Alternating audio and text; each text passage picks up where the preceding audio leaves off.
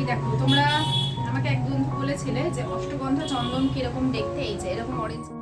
এই হচ্ছে ভবানী শঙ্করের একটা বড় প্যাকেট, এর মধ্যে থেকে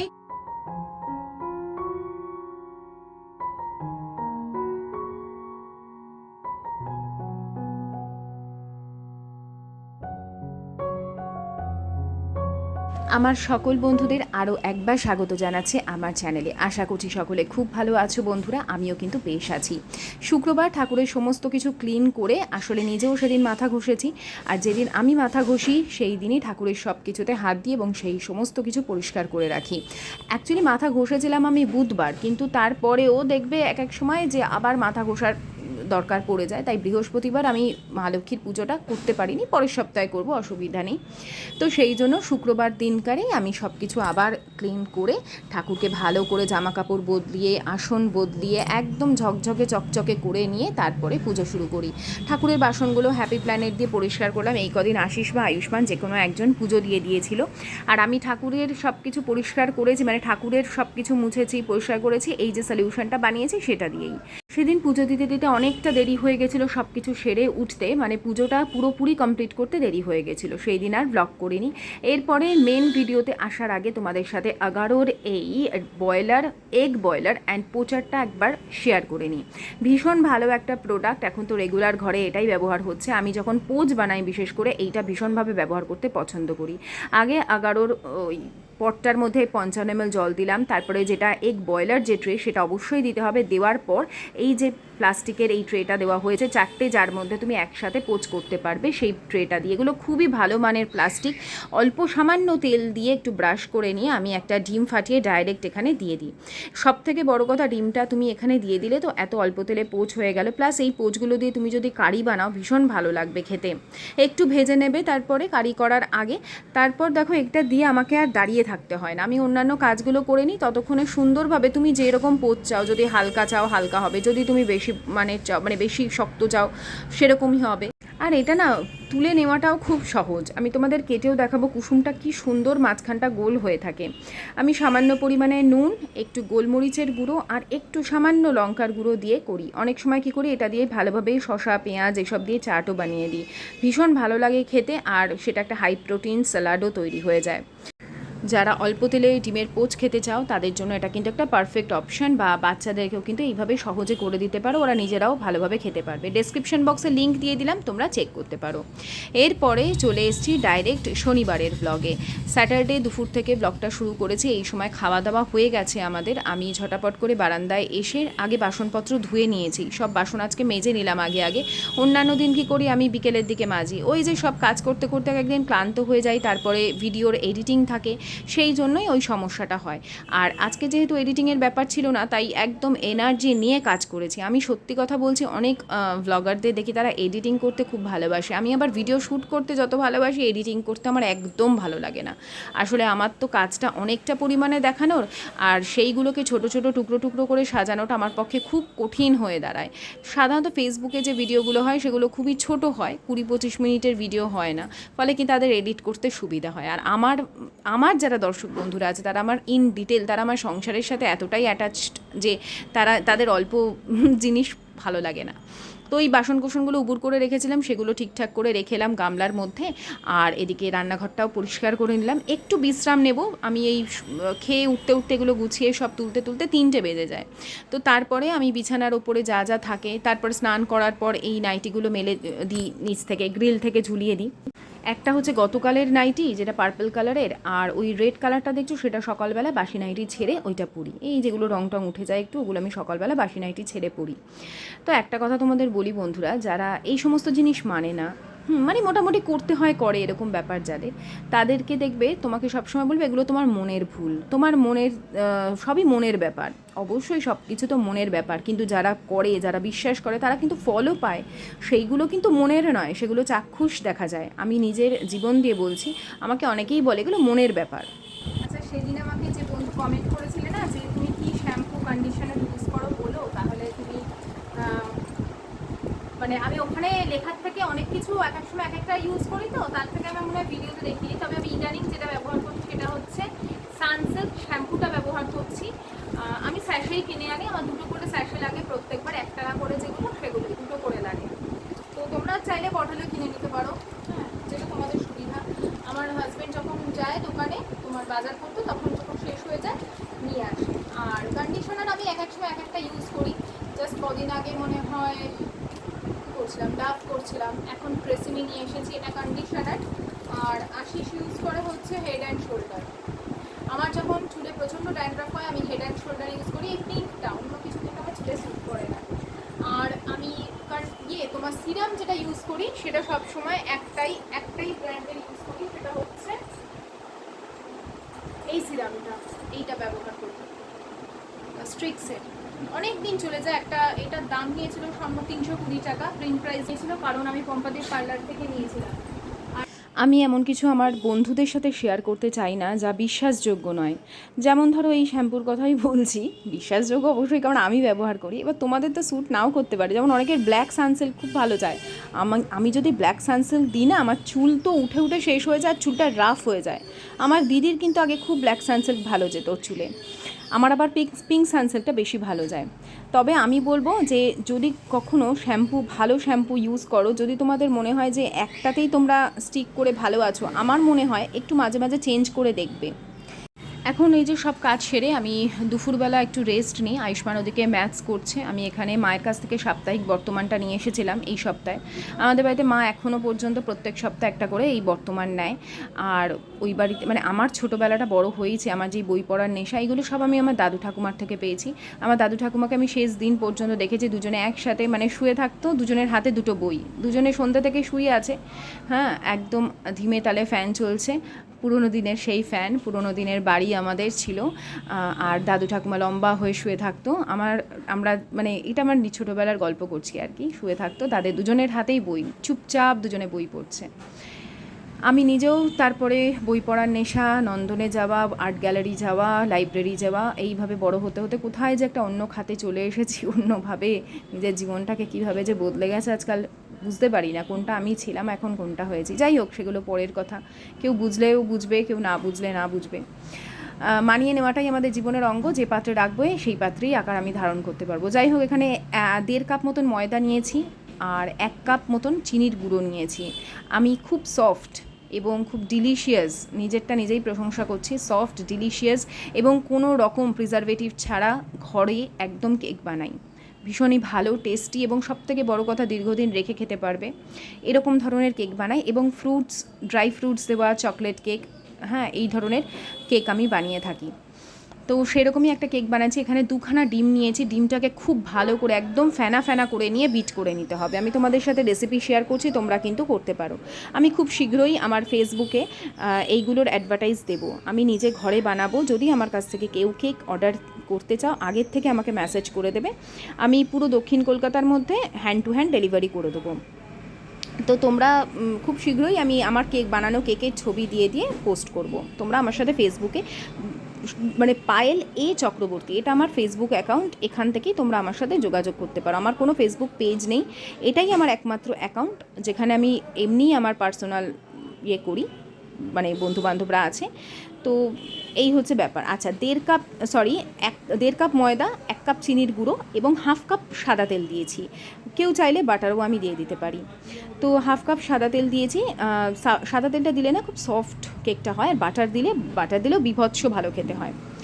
তো এখানে 1 চামচ মতন বেকিং পাউডার দিয়েছি, বেকিং সোডা আমি দিই না, বেকিং পাউডারই দারুণ সফট হয় এবং খুব ভালো ফুলে ওঠে। বেকিং সোডা দিলে অনেক সময় ফেটে যায়। তো যাই হোক, আমাকে যেরকম আমার ম্যাম শিখিয়েছিলেন, যেভাবে আমি শিখেছি, আমি সেভাবেই কেক বানাই এবং দুর্দান্ত টেস্ট হয়।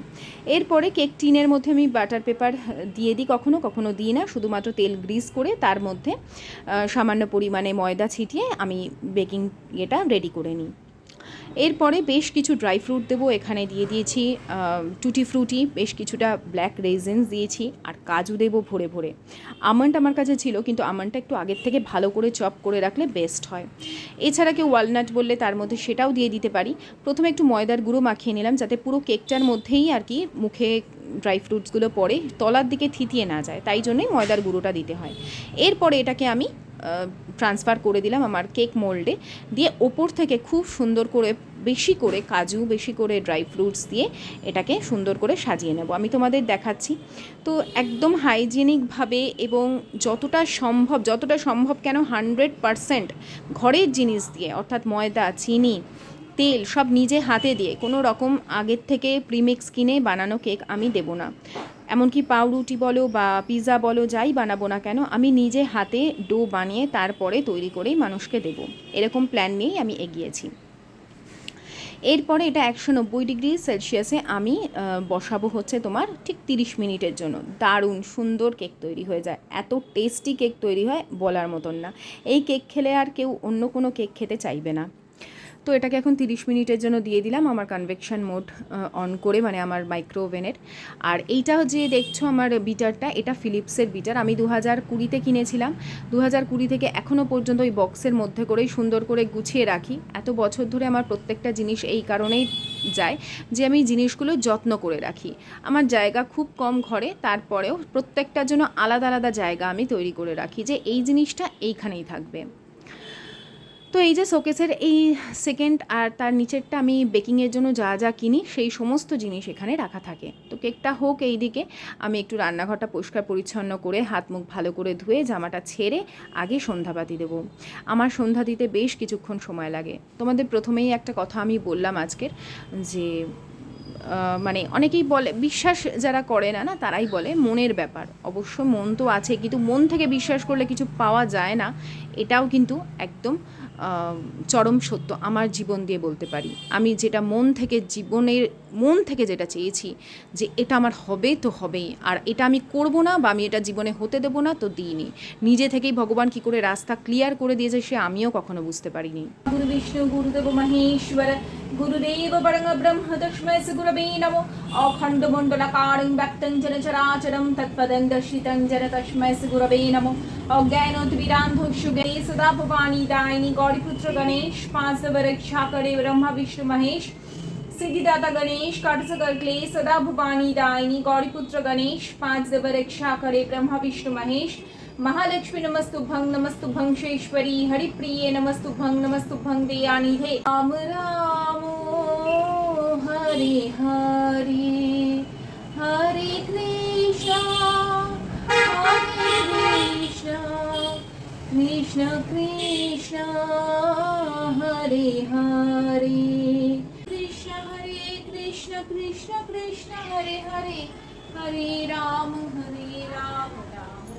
গতদিন আমি একজনের কাছ থেকে কমেন্ট পেয়েছি, তুমি এত কথা বলো, তোমার কথা কে শোনে? আমার কথা 5,500 মানুষ শুনেছে, 5,500, 550 নয়। তারা শুনে তারা মোটিভেট হয়। আমার বয়সী কত বন্ধুরা আছে আমাকে কমেন্ট করে মেসেজ পাঠায়।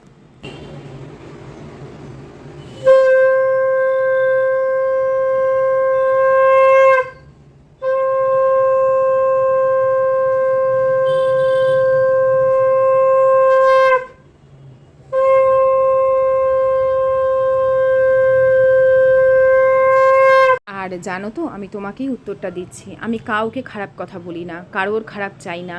আমি সবসময় সবাইকে ধৈর্যের কথা বলি, কারণ অধৈর্য হয়ে কোনো খারাপ ডিসিশন নিতে গেলে পরবর্তী সেই পদক্ষেপটা খুব কঠিন হয়ে যায় আমাদের জন্য। আমি নিজে আগে যখন খুব শর্ট টেম্পার্ড ছিলাম, খুব একটুতেই রেগে যেতাম, আমি দেখেছি আমার জীবনে ভালো কিছু হতো না। নিজেকে অনেক অনেক সংশোধন করেছি। আর দেখো, এই যে ঠাকুরের এই জায়গাটা গোছাতে গিয়ে আমি ঠিক ঠাকুরের একটা মানে মাটির প্রদীপ অনেকগুলো পেয়ে গেলাম। ঠাকুরই আসলে সব কিছু আমাকে হাতের কাছে দিয়ে দেন হয়তো। কারণ আমি তোমাদের বলছিলাম না, এবার থেকে আমি ডাইরেক্ট ওই পিতলের কর্পূরদানিতে দেবো না। তো এই মাটির প্রদীপটা একটু শুদ্ধ করে নিচ্ছি। এই যে সলিউশনটা বানিয়েছি, এটা দিয়ে সব করি আমি। ঠাকুরের মানে আসন মোছা, ঠাকুরের ফটোগুলো মোছা সব করি, কারণ এর মধ্যে গঙ্গা জল আছে। গঙ্গা তো নিজেই শুদ্ধ। আর আজকে শনিবার ছিল, হলুদ, সর্ষে, কর্পূর এবং 3টে ফুলযুক্ত লবঙ্গ দিয়ে আমি সারা ঘরে এই ধোঁয়া দিই। কেউ যদি বলে যে এতে কাজ হয় না, তুমি অবশ্যই মনের জোর দিয়ে বলবে অবশ্যই কাজ হয়। কারণ বিশ্বাসে পাথরে ফুল ফোটে, আর বিশ্বাসে কঙ্করে শঙ্কর। সবাইকে এই কথাই জানিও। যদি তোমার মন চায় অবশ্যই করো, দেখবে জীবনে ভালো ছাড়া তোমার কখনো খারাপ হবে না। আর এখানে আমরা শক্তির আরাধনা করছি, তাই জন্য নিজের মনকে পজিটিভ তো অবশ্যই রাখতে হবে।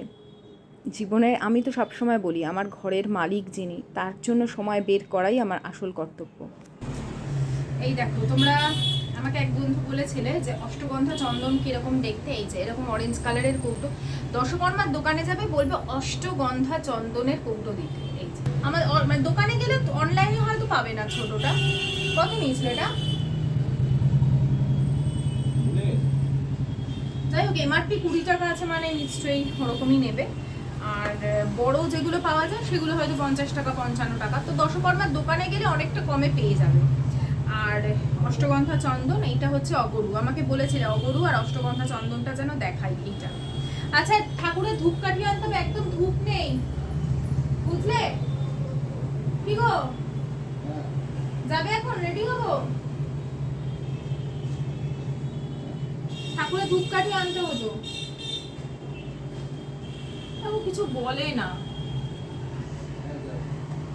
আর আতর যদি তোমরা দিতে চাও দিতে পারো, না হলে অগরুতেই এত সুন্দর গন্ধ হবে। কারণ বলছিলে না একজন যে আতরের ওই মুখের বলটা খোলা যাচ্ছে না, আমারটা যেমন এমনি ইজিলি খোলা গেছিল। যদি কাজে দেবে না, গোলাপ জল দিচ্ছ, গোলাপ জলটাও তো আতরের মানে সুগন্ধির কাজ করবে। আমি জানি আমার কথা অনেকের কাছে খুব জ্ঞান মনে হয়, কিন্তু কি করব, আমি নিজেও ওই ধরনের কথাই শুনি। আমি যে দুপুরবেলা শুয়েছিলাম, আমি শ্রীরামকৃষ্ণের বই পড়ছিলাম, তো সেখানে তো আমি প্রচুর প্রচুর ভালো পবিত্র জ্ঞান অর্জন করলাম। আর বললাম না, আমাদের রবিবার দিন পাশের বাড়িতে পুরো সপরিবারে নিমন্ত্রণ ছিল, কিন্তু আমরা কেউই যেতে পারবো না। আমি বাচ্চাটার জন্য একটা জামা কিনেছি, ওটাই যাকে দেখাচ্ছিলাম কেমন হয়েছে। আমার হাতে নতুন কেক। তোমার হাতের? দেখুন আপনারা, বের কর আগে, দাঁড়াও। কি সুন্দর আমি করেছি। আমার বরের মনে ইচ্ছে অনেক দিন ধরে, তুমি আমার ইচ্ছে কেকটা বানাও না, খালি চকলেট কেক বানাও। এই দেখো, দেখেছো একটুকু ভাঙিনি, কত সুন্দর আমি বানিয়েছি। কত ফ্লপি ফ্লপি, এই বাবাজি cute, floppy floppy floppy floppy. আমার বরের ভুল ধরবে না গো তোমরা। ফ্লপি কাটি। আমার বর খুব ভালো মানুষ, সবাইকে দাও। আর এ করতে হবে না, আমার বর খুব ভালো মানুষ। ভালো না ছাই। তো আপাতত যা এসছে যাকে দিয়ে আসি, আর আজকেই সব খেয়ে শেষ করে দেবো, কারণ ডিম দিয়ে বানিয়েছি। তো বলেছি তোমাদের আগে, আমি জানি না, আমি পরে বলেছি হয়তো, রবিবার যেহেতু একাদশী, তো সেই জন্যই আর কি আজকে বানিয়েছি। আজকেই সব আসবে আয়ুষ্মান পুরে, তো তারপরে চা দিয়ে একসাথে বসে খাবো। চলো আজকে তোমাদের একটা জিনিস দেখাই, একটু রাতের দিকেই ভিডিওটা করেছি। আমি এখন একদম শেষ পর্যায়ে চলে এসেছি। আজকে ভাবলাম যে ঠাকুরের এই জিনিসগুলোই তোমাদের সাথে একটু শেয়ার করে দিই, যে কি কি রেখেছি না রেখেছি। আমার এক বন্ধুই বলেছিল যে পায়েল এখন আর এত খাটতে লাগে না, মানুষ এখন এত বড় ব্লগ দেখে না। আসলে আমি যখন করি সমস্ত রুটিন শেয়ার করি। আজকে প্রচুর প্রচুর কাজ করেছি সন্ধ্যের পর, মানে ওই তারপর থেকে রান্না করলাম, অনেক কিছু রান্না করেছি। আজকে সকালে বাঁধাকপি করেছিলাম মটরশুঁটি দিয়ে, তো বাঁধাকপিটা ছিল, আশিস বললো ভাত খাবে, তো ওর ভাত অল্প ছিল, ওইটাই ওকে ভাত দিলাম। তারপরে হচ্ছে তোমার ডাল করলাম, একটু সকালেও ডাল করেছিলাম, ডালটা শেষ হয়ে গেছিলো, টক ডাল করেছিলাম টমেটো দিয়ে, তো সেই জন্য ওকে এখন একটু ডাল করে দিলাম। আর আমাদের করলাম ঝিঙে আলু পটল পোস্ত, আবার আটা মাখলাম, মেখে রুটি করলাম, মানে আলাদা আলাদা রান্না আর কি, তিনজন, আশিসের আলাদা, আমাদের দুজনের আলাদা।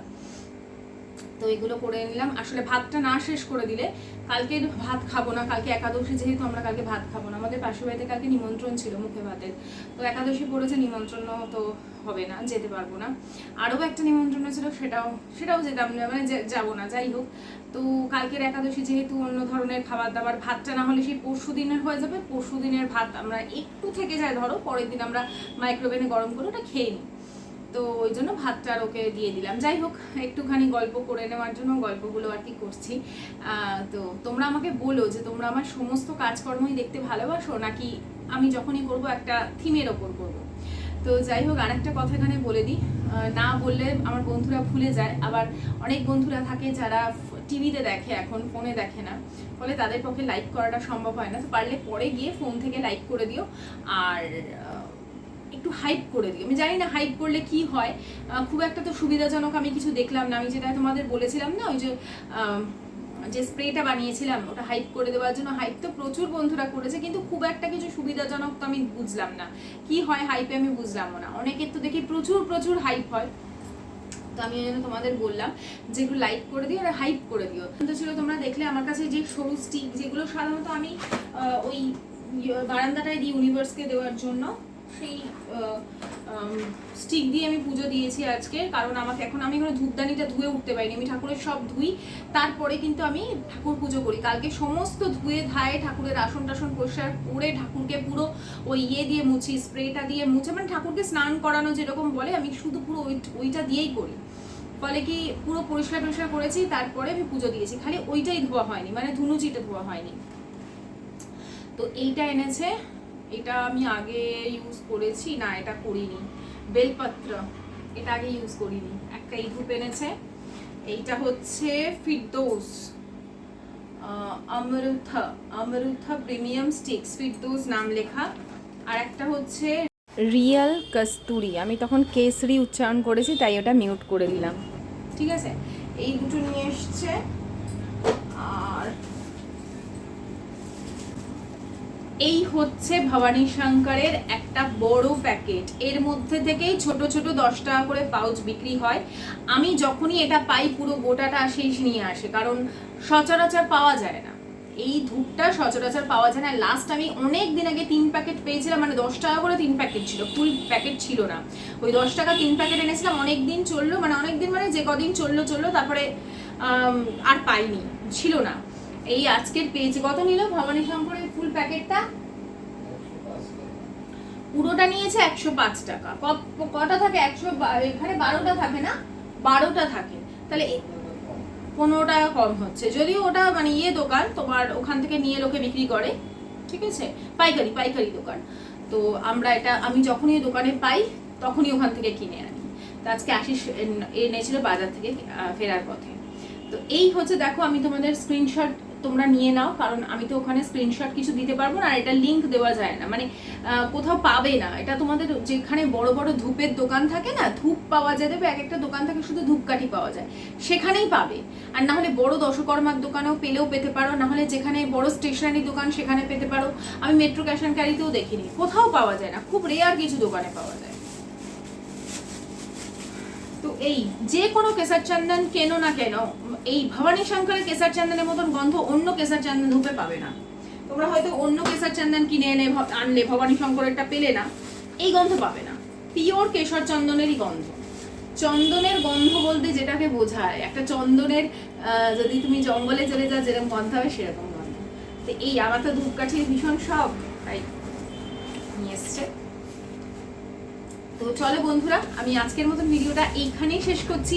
আশা করছি তোমাদের আজকের ভিডিওটা ছোটোর মধ্যে ভালোই লেগেছে। যদি একটু ইনফরমেটিভ হয়ে থাকে ভিডিওটা, অবশ্যই আজকের ভিডিওটাতে লাইক, শেয়ার অ্যান্ড কমেন্ট করো। চলো সকলে খুব ভালো থেকো, tata, bye bye, good night, সায়োনারা।